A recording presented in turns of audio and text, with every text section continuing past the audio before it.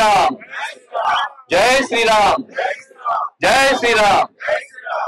నేను మీ కంబార్ శ్రీనివాసరావు, విశ్వ హిందూ ధర్మ పరిరక్షణ రామసేన అధ్యక్షుడుగా, భారతీయ జనతా పార్టీ నాయకుడిగా మీకు అందరికీ తెలిసిందే. కోరుకొండ గ్రామానికి సంబంధించి ఈ మధ్యకాలంలో నాకు పెరిగిన అనుబంధం నాకు చాలా సంతోషంగా ఉంది. మొట్టమొదటిసారిగా పచారి నా ఫ్రెండ్ అయినా పచారి రావణ్ అని చెప్పి నాతో పాటు చదువుకున్నాడు. అతని ఆధ్వర్యంలో రాజరాజేశ్వరి అమ్మవారి ఆలయానికి మొదటిగా ₹1,00,000 విరాళం జరిగింది. దాని తర్వాత గంటాలమ్మ గుడి, పాసాలమ్మ గుడి, ఈ రోజు తలుపులమ్మ గుడి, అలాగే ఇంకా నాకు అంకాళం ఒకటే మిగిలిపోయింది. ఆ తల్లి నుంచి కూడా ఎవరైనా వస్తే చాలా సంతోషం, దానికి కూడా విరాళం సిద్ధంగా ఉన్నాను నేను. అలాగే లక్ష్మీ నరసింహ స్వామి వారి గుడి కూడా అక్కడ శాశ్వత ప్రాతిపదికన పందిరి వేయించడానికి ₹4,00,000 డొనేషన్ ఇవ్వడం జరుగుతుంది. అలాగే ఇంకా సుబ్రహ్మణ్యేశ్వర స్వామి వారికి ఏదైతే ఇవ్వాలనుకున్నా దాన్ని ఇంకా నేను అనౌన్స్ చేయలేదు, అది చాలా భారీ ఎత్తున ఉంటుంది, అది కూడా విరాళాన్ని. కోరుకొండ గ్రామానికి సంబంధించి ఇక్కడ అయ్యప్ప స్వామి వారి టెంపుల్ కోసం చెప్పని మన నరసింహమూర్తి గారు ఇక్కడ ఉన్నారా? ఈ నరసింహమూర్తి గారు, ఇంకో నరసింహమూర్తి గారు కూడా ఉన్నారు. వారు కూడా సంకల్పం చేయడం జరిగింది.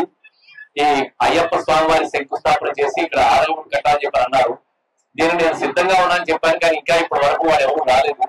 ఎప్పుడు మీరు వస్తే దాన్ని నిధులు ఇవ్వడానికి నేను సిద్ధంగా ఉన్నానని తెలియజేస్తూ, కోరుకొండ గ్రామంలో కాలేజీలకు సంబంధించి ప్రిన్సిపల్ గారు కూడా నన్ను ఎవరు కాంటాక్ట్ చేశారు.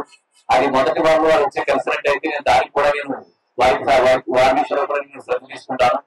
అలాగే విద్యార్థులు కానీ యువత కానీ మీరు ఏదైనా టోర్నమెంట్స్ పెట్టుకున్నా, ఏదైనా క్రీడల పోటీలు పెట్టుకున్నా, అలాగే కోరుకొండ గ్రామానికి సంబంధించి నన్ను గోకవరం గ్రామస్తులుగా, గోకవరం, కోరుకొండ, శ్రీరంగపట్నం గ్రామాలని ఒకే కుటుంబంగా బ్రతుకుతూ మనం అందరం కలిసి ఎన్నో కార్యక్రమాలు చేసుకుంటూ సంఘటన శక్తిగా ఉంటూ మనం అందరం కలిసి ఉంటే సాధించుకోవడానికి ఎంతైనా ఉంటుంది.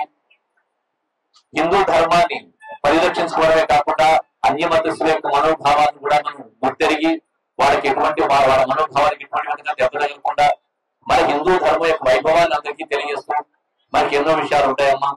మన హిందూ సాంప్రదాయంలో చాలా మంది విదేశస్తులు దుష్ప్రచారం చేయడం వల్ల ఎంతో పవిత్రమైన మంగళ ద్రవ్యాలు ఏవైతే ఉన్నాయో, పసుపు, కుంకుమ, గంధం, మంగళసూత్రాలు, చుక్కలు, ఇవన్నీ కూడా వారి యొక్క విశిష్టత ఏంటో మధ్యలో ఉండేవాడు చెప్పలేదు. కాబట్టి విదేశస్తులు మన అన్నదమ్ములా బతుకుతున్న మన మధ్య చిచ్చుపెట్టి ఆ పసుపు కుంకాలు కూడా దూరం చేయడం చాలా ప్రయత్నాలు చేస్తున్నారు.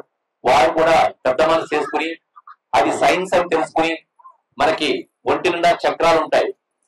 సహస్రారం దగ్గర నుంచి మూలాధార చక్రం దాకా చక్రాలు ఉంటాయి. ఆ చక్రాలని ఏ విధంగా యాక్టివేట్ చేసి కరెక్ట్ చేస్తే మనకు ఆరోగ్యం ఏ విధంగా ఉంటుంది అనేది పెద్ద సైన్స్. అది మన మునీశ్వర్లు ఎప్పుడూ కనిపెట్టారు. నిజానికి సైంటిస్టులు అంటే భారతదేశంలో విదేశాల్లో ఉండే వాళ్ళ సైంటిస్టులు, మన భారతదేశంలో సైంటిస్టులు కాదు. మనకి ఎంతో సనాతన కాలం నుంచి కూడా మన దగ్గర మునీశ్వర్లు ఎవరైతే ఉన్నారో వాళ్ళే నిజమైన సైంటిస్టులు. వాళ్ళు కంటి చూపుతో కాకుండా మనోనేతంతో చూస్తూ ఎన్నో విషయాలు తెలుసుకున్నారు. ఈ భృంటి మధ్య ఆగ్నేయ చక్రం ఉంటుంది. నేను ఎన్నోసార్లు ఎన్నో వీటిలో చెప్తా ఉంటాను. ఆడవాళ్ళు చాలా మంది చక్కెరలు పెట్టుకున్నారమ్మా, దాని వల్ల ఉపయోగం లేదు. కొద్దిగా కొబ్బరి నూనె కానీ ఆవు నెయ్యి కానీ రాసి దానికి పసుపు దంచిన కుంకుమ అద్దితే ఆగ్నేయ చక్రం యాక్టివేట్ అయ్యి నీ జీవితానికి ఎంతో మేలు చేస్తుంది. అలాగే కాళ్ళకు చుట్లు పెట్టుకుంటాం. అలా చుట్లు పెట్టుకోవడం వల్ల నాడీ వ్యవస్థ క్రమబద్ధీకరణ అయ్యి గుండెకి ఎంతో మంచిది అవుతుంది ఆడవారికి. అలాగే మనం చెవులు కుట్టించుకుంటాం, అలాగే ముక్కు కుట్టించుకుంటాం. ఇవన్నీ కూడా నాడీ శాస్త్రానికి సంబంధించిన విద్యలు. ఇవన్నీ ఇదంతా కూడా మన మునీశ్వరులు, యోగీశ్వరులు ఎన్నో రకాలుగా సాధించారు. కానీ మధ్యవర్తులు ఎవరైతే ఉన్నారో దీని సైన్స్ కి వెనకాల ఉండే విషయం అర్థం కాక దీన్ని మూఢనమ్మకాల కింద ప్రాచుర్యం చేసి పసుపు కుంకుమలు కూడా మనకి దాన్ని మూఢనమ్మకాల కింద మార్చేశారు. పసుపు కుంకుమలంటే ఆరోగ్య సూత్రాలు అనే విషయాన్ని మనకు దూరం చేసి మనం చేస్తున్న ఎన్నో గొప్ప పనులు, మన యొక్క వైభవం, మన యొక్క గుళ్ళకు సంబంధించిన సంస్కృతి, మన పండుగల్లో ఉండే అంతర్లీనంగా ఉండే ఆరోగ్య సూత్రాలు, ఇవన్నిటినీ కూడా విదేశస్తులు మన మీద ఎన్నో రకాల పరిశోధనలు చేసి శ్రీ మహాగణాధిపతి నమః. భారత్ మాతాకి జై. జై శ్రీరామ్. నేను మీ కంబార్ శ్రీనివాసరావు, విశ్వ హిందూ ధర్మ పరిరక్షణ రామసేన అధ్యక్షుడిగా, భారతీయ జనతా పార్టీ నాయకుడిగా ఈ రోజు కోరుకొండ వచ్చాను. నేను కోరుకొండలోని తలుపులమ్మ గుడి కమిటీ వారు మన మరంగటి శ్రీని గారి ఆధ్వర్యంలో కమిటీ మెంబర్లు అందరూ కూడా వచ్చారు. ఈ తలుపులమ్మ గుడికి సంబంధించిన అన్న సమారాధన కోసం అని చెప్పి నన్ను కాంటాక్ట్ చేయడం జరిగింది. నేను ఏదో సాధారణంగా ఉంటుంది అనుకున్నాను, కానీ ఇంత వైభవంగా చేస్తారని కూడా నేను అనుకోలేదు. చాలా వైభవంగా చేస్తున్నారు. వారి కమిటీ మెంబర్లందరికీ నా ధన్యవాదాలు. వాళ్ళకి శుభాకాంక్షలు కూడా తెలియజేస్తున్నాను, వాళ్ళకి అభినందనలు తెలియజేస్తున్నాను. దీని నిమిత్తంగా అన్నదానం కోసం 1 లక్ష రూపాయలు విరాళంగా ఇవ్వడం జరిగింది. అంతేకాకుండా ఇంకా ఏమన్నా పాపం వాళ్ళు ఇంత కష్టపడి చేస్తున్నారు, చాలా వైభవంగా చేస్తున్నారు, ఎంత ఖర్చు ఏందో తెలియదు, ఏమన్నా ఇంకా ఉంటే కూడా చూస్తానని చెప్పాను నేను. అది సో నాకు కోరుకొండ గ్రామంతో ఇది వరకు శ్రీరంగపట్నం గ్రామంతో ఎంతో అనుబంధం ఉండి అక్కడ అన్ని కమిటీలకి నేను విరాళాలు ఇవ్వడం జరిగింది.